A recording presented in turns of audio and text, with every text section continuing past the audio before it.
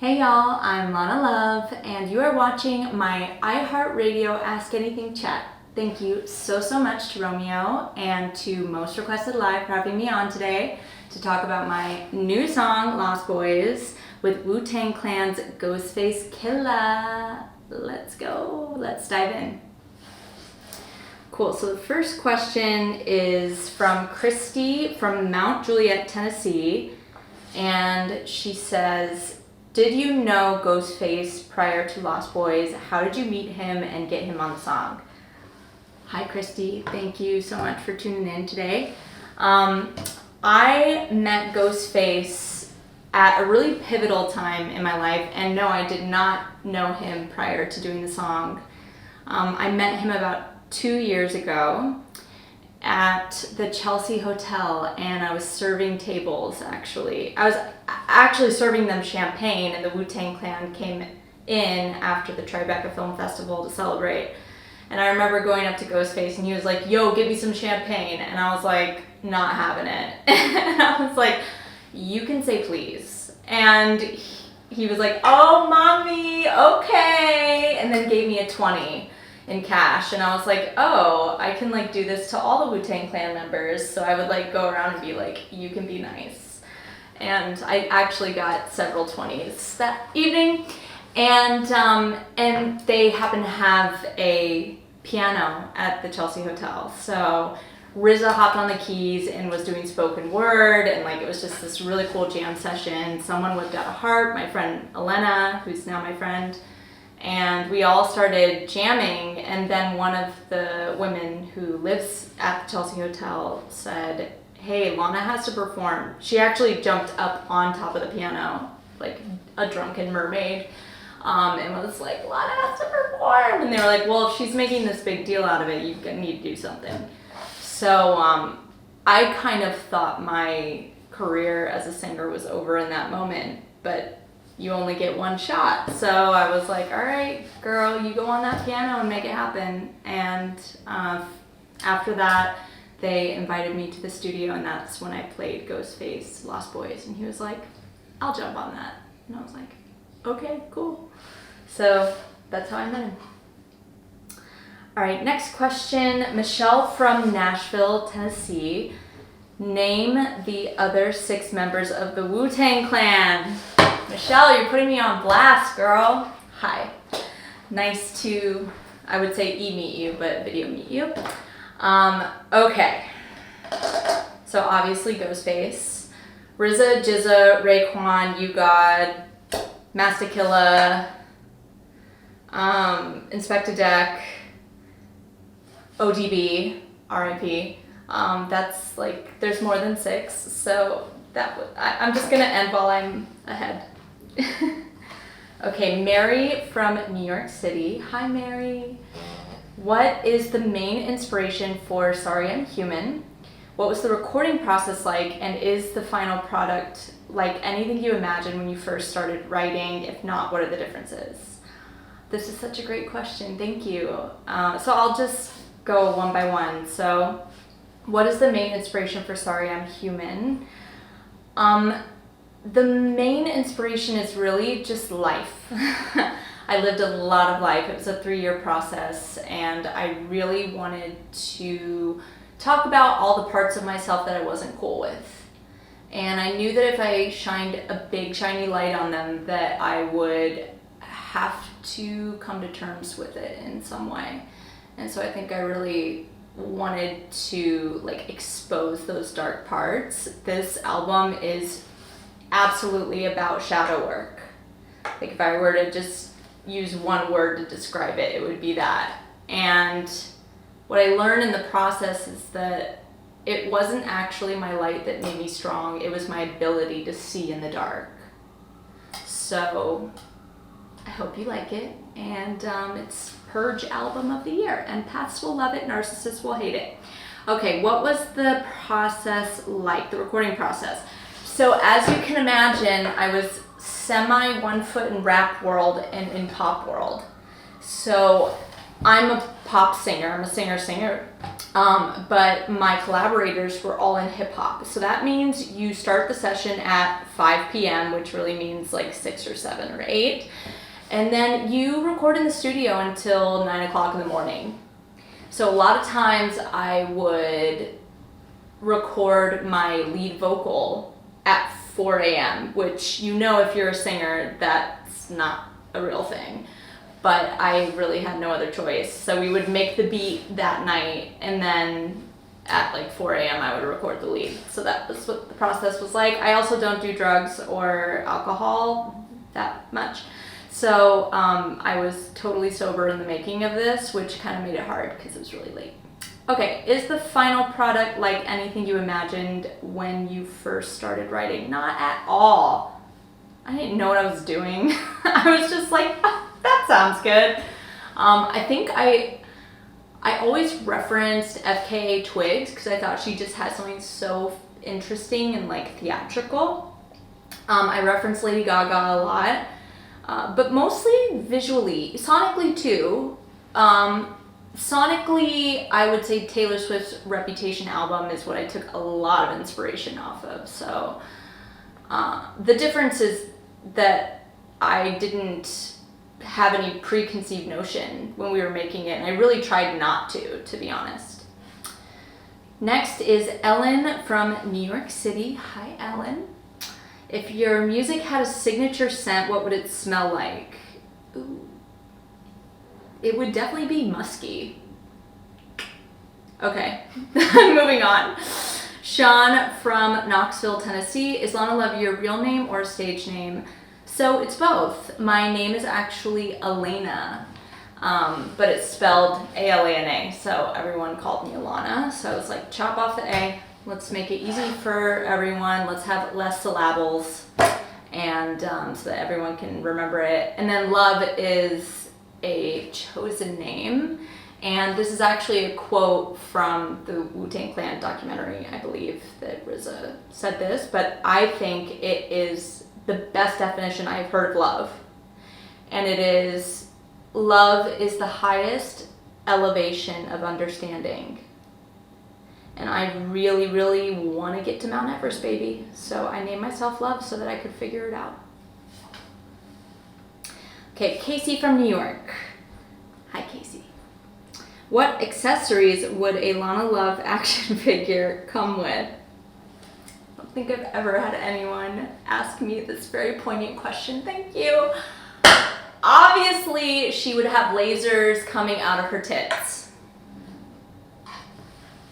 You're welcome. Okay, Slash from New York City. Hey, Slash. Now that Lost Boys is out, what is your next goal? Honestly, I'm just like on to the next. I'm already making my next project, and really my goal is to work with the best in the world, whatever that may be, and whoever that may be. Carla from Norfolk, Virginia. Did you ever hear of the rap group Lost Boys? Not before the making of this, but now I know them very well because SEO is a you-know-what. Arden from New York City. Hi, Arden. I'd love to know about your journey to this point in your career. If you had any things you learned along the way that you'd share with aspiring artists or people in general that you found valuable. It's a great question.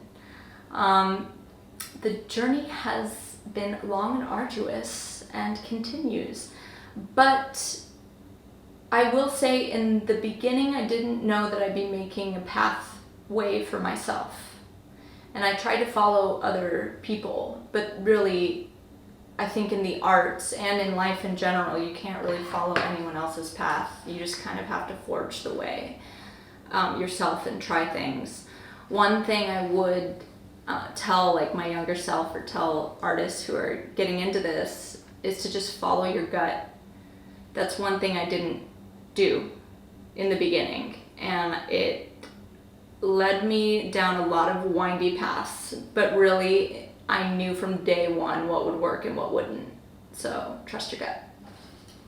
Brian from San Diego, California. Hey, Brian. The way you weave the tarot symbolism into Tower is brilliant. Thank you. It's very sweet. What drew you to that card for this song? And let me guess, is that why it's secretly your favorite on the project? So I think what drew me to the Tower card and really to tarot in general is that I just wanted an explanation for my life and like why it was crumbling to pieces at the time. And I was like, oh, of course. I pulled the Tower card, which in the symbolism in the tarot, it means like your foundation breaking and everything has to go to you know what before it is built up to make a new tower, I guess, with steady ground. And I just want to say, I have not cussed one time during this entire interview. So I'm saying you know what, okay? But I think the reason it's my favorite on the project is because I went the deepest to write that song. Like it was definitely the most personal, the darkest, and I really had to define in a concept like what all my childhood trauma was and be like, it's the Tower card. And also it's really at the crux of this project, Sorry I'm Human, because once your foundation breaks, you have to build it back up and face all those pieces and face all the aspects of yourself that you don't like. So, long-winded, but that's the answer. Katie from Vancouver, do you have a skincare routine? Oh, Katie, I do. And I will tell you, it is straight from TikTok. I use the Korean face masks. I used one last night and she's doing all right. She's holding up. Natalie from Jersey City, what was the biggest surprise for you when you first got into the industry? Something that you weren't expecting? Great question, Natalie. I was not expecting it to take this long.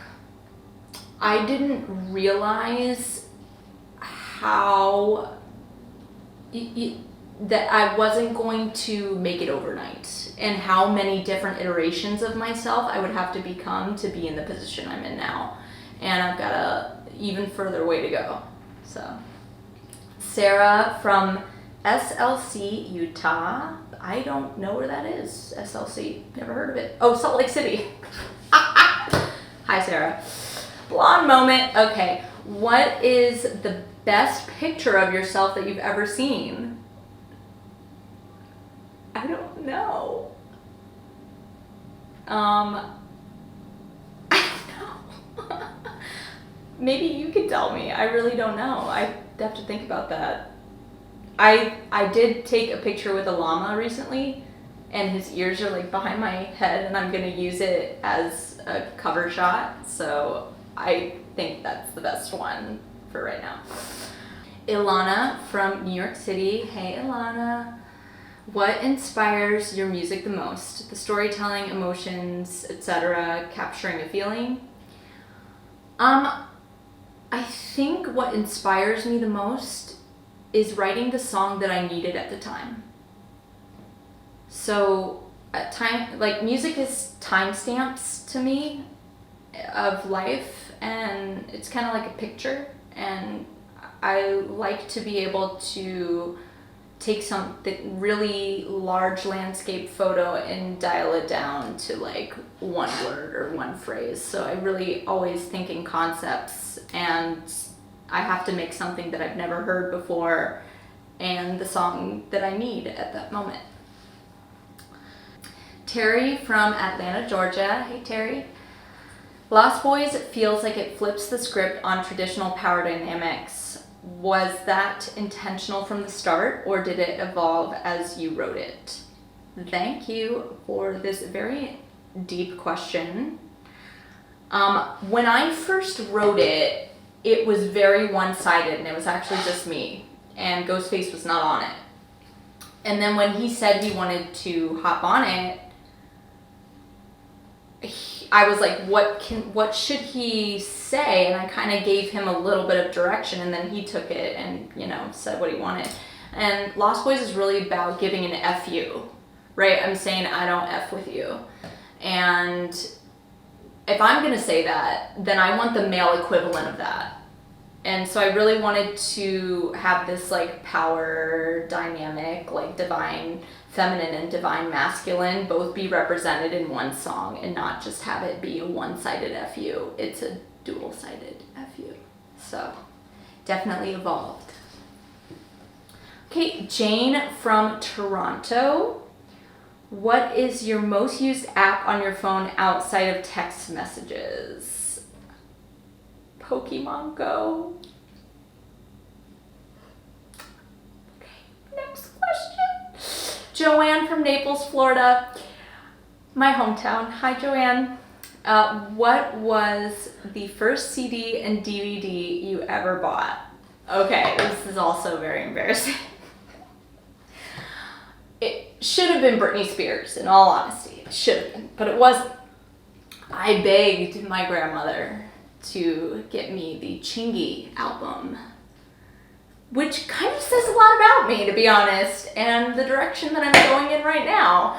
Yeah, so Chingy was the first CD I ever got for my birthday, and the DVD, it's gotta be like All Dogs Go to Heaven or something. I honestly don't remember. I'm embarrassed for myself. Okay, Michelle from Norwalk, Connecticut. Hi, Michelle. If you randomly emptied out your pockets, what do you normally find? I'm not allowed to have anything in my pockets because it will fall out or I will lose it. So, lint and lining. Beth from Yonkers. Looking back, what fashion trend do you think you should have skipped? There's a lot. There's a lot. I definitely have explored the ends of the earth in fashion and sometimes doesn't really work. Definitely didn't do a meat dress or anything like that. But I think the like 90s neon low-rise jean that shouldn't probably have been so low-rise and tight. I went through that era, and then also a like gothic punk rock skater girl poser phase, but I was really just a poser. I could do an ollie. That's not true. I could do an ollie. Thank you again so much for watching my Ask Anything chat. My new song Lost Boys featuring Ghostface Killah is out now on all streaming platforms, so go take a listen. And there's a really hot music video with 6 half-naked men. So if you are interested in that, then I suggest you go watch it. I also happen to be pretty naked in it, so if naked men aren't your thing, there's also me. Had to be fair, right? It's the balance. Anyhow, thank you to Romeo and Most Requested Live for having me on to answer all of your questions tonight.